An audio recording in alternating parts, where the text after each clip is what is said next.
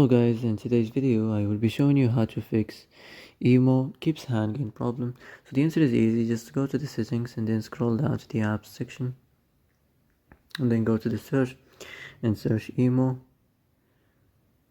and then go to the storage, and here you will find this clear cache option. Click on it. Now you can go check it if it worked, and if it didn't you can try to restart your phone or turn the Wi-Fi off and on, or the Bluetooth or the airplane mode.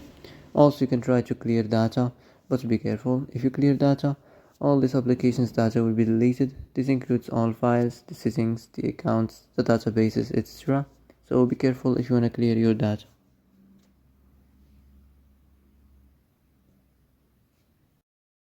And that's it for today's video.